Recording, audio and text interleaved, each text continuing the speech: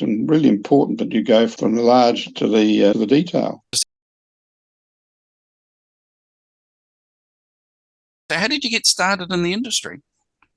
Well, my family were in the construction industry, and from an early time, we had not only our own mills, but our own joinery factories, plumbers. We had all the trades, plumbers, painters, the whole works. And I used to hang around the office and make a nuisance of myself. It was quite a big company, the biggest and oldest in Taranaki at the time. And I just felt an affinity for building, for whatever. So I learned quite a bit about it.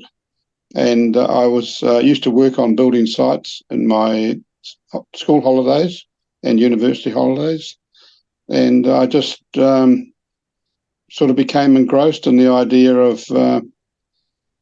of doing architecture. I was fortunately I had a very good art teacher at the New Plymouth Boys High School, and he saw I was really slick on drafting. I was really, for some reason or other, I picked it up. In those days we had T-squares and boards and whatever, and pencils, which we used to sharpen.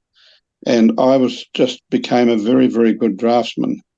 And he persuaded me that I should go further and maybe get into architecture, because generally it was expected I would go into our building company, our family company. And I didn't want to do that. So I went to university and I just loved it. I loved every minute of it. And from there on, it sort of grew. I got married. I qualified in 1960, and I left school in 1955 and went to university in 1956.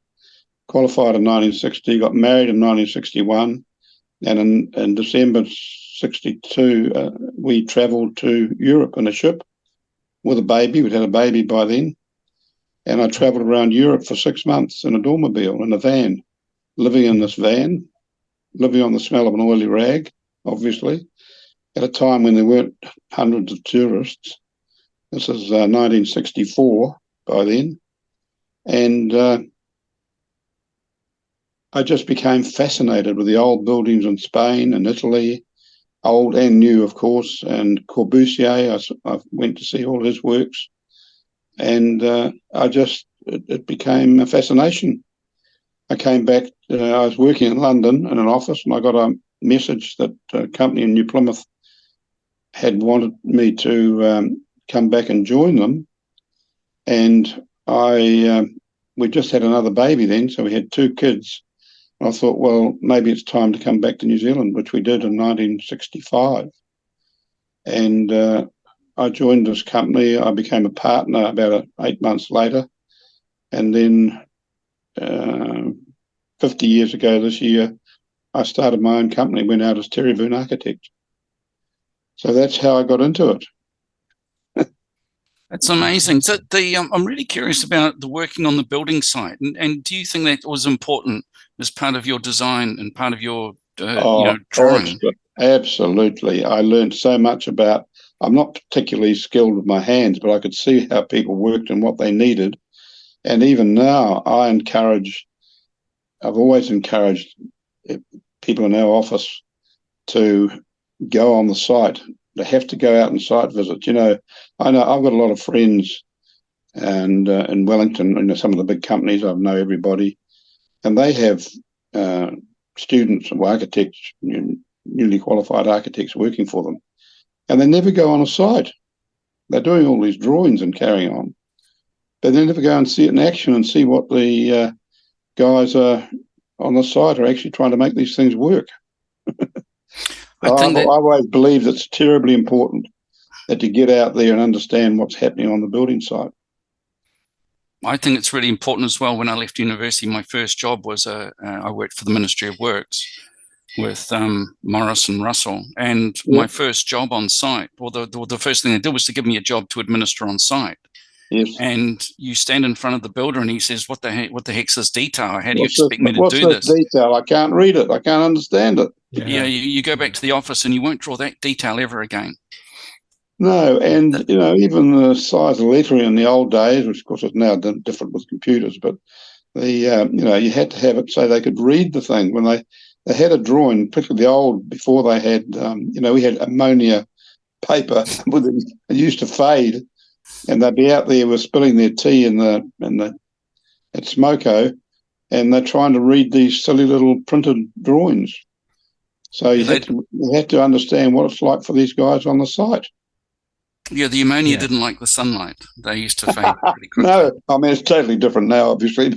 But so you had to be conscious of the guys on, and even the detailing and how you relate things. They've got to be able to understand what a guy wants. He wants the big picture, then he wants the detail. And sometimes they don't have their references as clear as they could be. It's getting much better, but it's really important that you go from the large to the detail, and easily, so you can follow it easily, which sheet it's on, which drawing number, and all the rest of it. Yeah, that's a real technical part of the job, isn't it? So there's the design, which is the fun bit, and then there's the real technical part of making sure your details work, make sure your documentation's clear. Exactly. But going back to your university, did other people that you were at university with, did they have the same experience as you on site? I'm not sure. Some of them may have. Quite a number came from the Ministry of Works, because in those days the ministry had a great program for encouraging young guys and supporting them, didn't they? I think, and a lot of them were very good. I was just curious whether you were with other people at university and you noticed that some of them would draw things and you would look at it and say, "Oh yes, there's no way you can do that." They didn't work. No, there were some that were totally impractical. Sometimes beautiful drawings, but not making any sense. So, and the buildings also, you got to have, not so different now, but with the detailing, you wanted your building not to leak, preferably. Absolutely. Well, that's a big thing.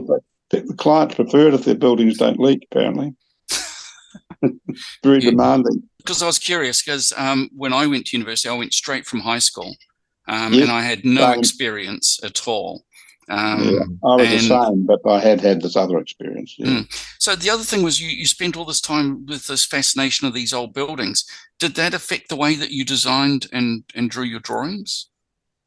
I'm not sure, really. I always found that I would have a concept come pretty quickly to my mind. I used to be very careful about studying the site and the location and I tried to understand the nature of the site, which drives the design, really, where the wind is, where the sun is, what's neighbouring, what are the spaces you've got to deal with, and so on. It's quite complicated. It's not just the building itself, it's how it relates to the site and to everything that's around it.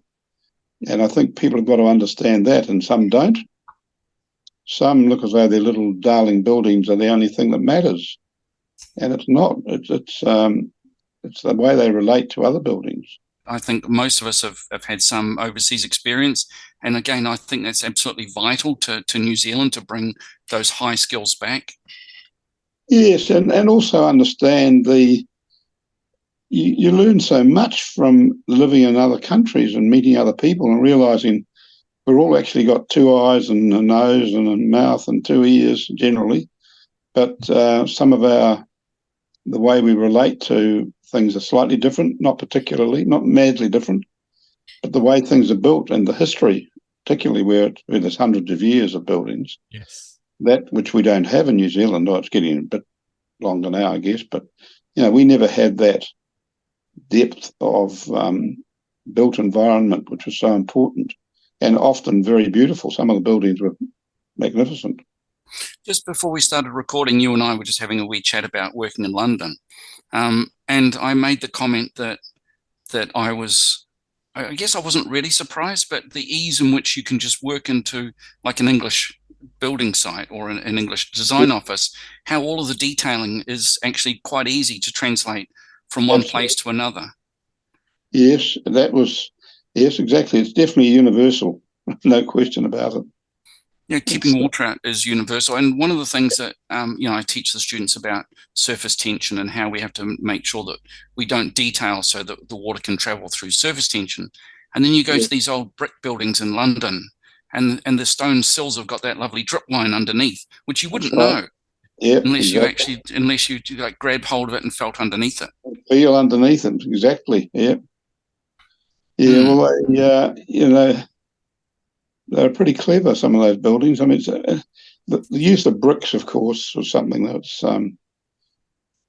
was different, really. And one of the major things when I came back was that our office had been involved in quite a bit of precast work, and in New Zealand at the time that wasn't happening. And if it was happening, it was pretty crude. Often, it's got more sophisticated now, obviously, but. 1964, precast units were pretty limited in New Zealand. I think Christchurch School, Miles Warren and Bevan and Co., they started doing it. But for New Zealand, generally, it didn't apply. And I had contractors asking me how to do it because they'd get some drawings from maybe an out-of-town architect in New Plymouth, and they didn't understand how to do precast. So that's a simple sort of example of how things change and how the universal thing takes a while to get through. But it's an example of bringing that technology that you learned back exactly, and improving New Zealand, and realizing that, as you've found that it was easy to slot in so we're not just alone on our own. We're just part of a whole universal thing. Yeah. Well, thanks, Terry. The next podcast, I think we should talk about what you think we should be teaching our students. So thanks very much for joining us, and talk to you on the next podcast. You're welcome. Thank you for the opportunity.